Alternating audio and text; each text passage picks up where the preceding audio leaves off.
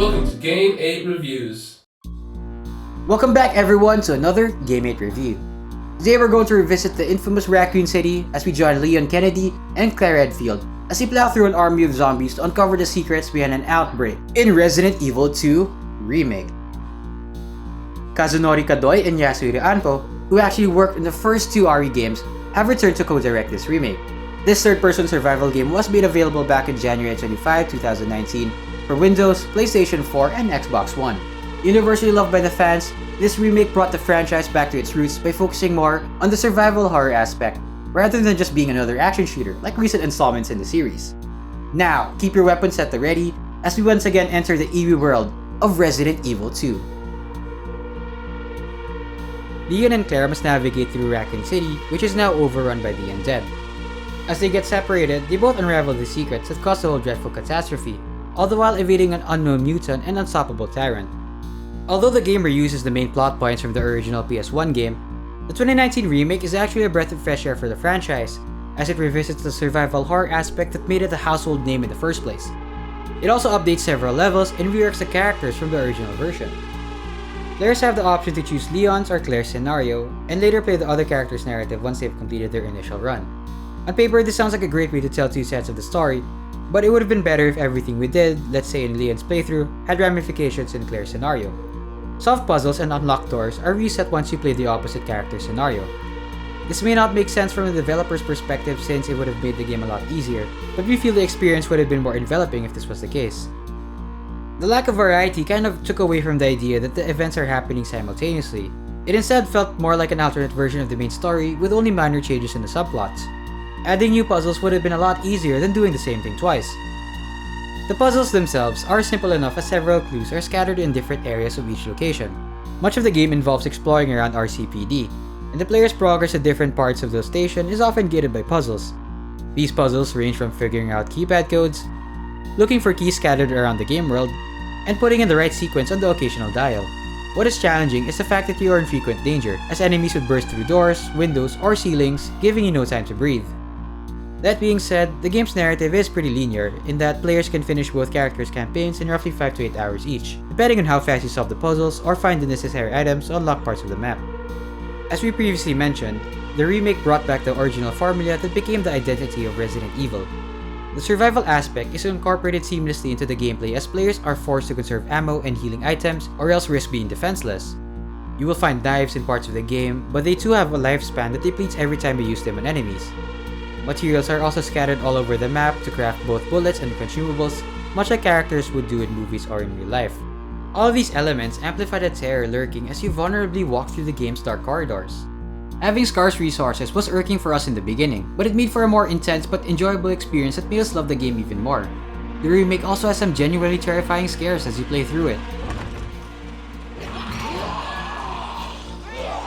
You'll be familiar with structures and even the number of zombies walking around, which gives you a false sense of security. But then the game will flip the switch and hordes of zombies, lickers, and even the tyrant will be waiting for you by a corner to bring you into a state of panic.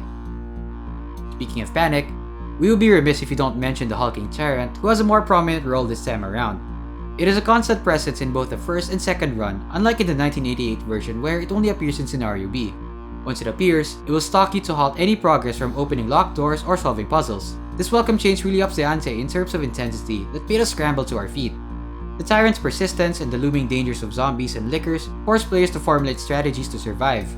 Not only did the developers capture the right atmosphere, but they also provided obstacles that will frighten and challenge the player. When looking at an RE title, we prefer the game to highlight the horror aspect over the action. In that regard, this title suffered some jarring flaws that took away from the experience.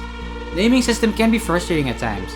Just when you think you have the zombie's head in your crosshairs, you'll still end up shooting the wall. So even though you have fixed aim, there's still a random chance for bullets to go off in different directions. It took us a while to get used to, but by the time we did, the game was already finished. One of the things that also caused several deaths in the game was the camera angles. Gone are the fixed camera angles and in comes the over-the-shoulder perspective. However, there were times where it caused more inconvenience than good, as running away from enemies becomes complicated since you don't have a clear view of what's obstructing the way. For instance, evading a tyrant is much more difficult when he gets close and when you're trapped in a small room. The camera would automatically adjust its angles, which cost us some important split-second decisions that would have saved our butts a couple of times. Although the remake itself is far from perfect, Resident Evil 2 is worth playing through at least 4 times thanks to the considerable amount of concept art and character models received for each playthrough, as well as the ranks given to speedruns and just the overall sublime gameplay. Resident Evil 2 has some of the most outstanding visuals we have ever seen among the games released in 2019. Like many recent video games, Capcom utilized motion capture technology that made the world and its characters seem more realistic, which made the terror come to life. The remake, thanks to the RE engine, transformed the iconic enemies to be a lot more terrifying than ever before.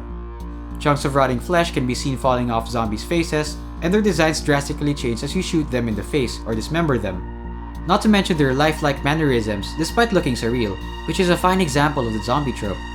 The developers at Capcom brought a great amount of detail in their designs that made us here at GameMate feel uneasy at times.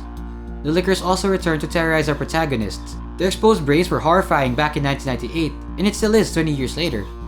So seeing this monstrosity reimagined with defined features really had us screaming like we were kids again. For all the game's visual achievements, there are only a few flaws that we have noticed, and that's usually with the inconsistent quality of graphics and animation. The characters and parts of the environment are mesmerizing, but background elements like fences and even reflective surfaces felt unpolished. Additionally, enemies from afar appear to stutter at times, which obstructs the feel of the game. But nonetheless, the overall aesthetic of the game is commendable, as it successfully engrosses the player with dread. Accompanying the terrific imagery is an outstanding audio design and stimulating music, which creates a chilling atmosphere from start to finish. The score by Shukaku Uchiyama and Zenlan Kang can be melancholic at times as you attempt to solve numerous conundrums in the labyrinth that is the police precinct. It can also be suspenseful as the colossal giant draws near you.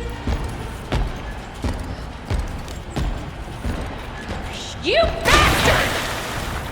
Or when you're just simply fighting off hordes of zombies.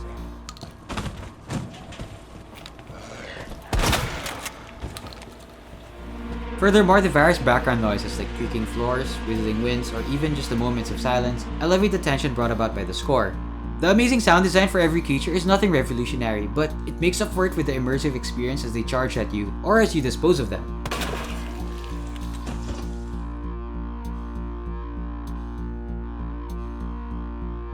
The original Resident Evil 2 is one of the pioneers of the survival horror genre. Its large story scope and overall atmosphere set the caliber of what it meant to be a survival horror game.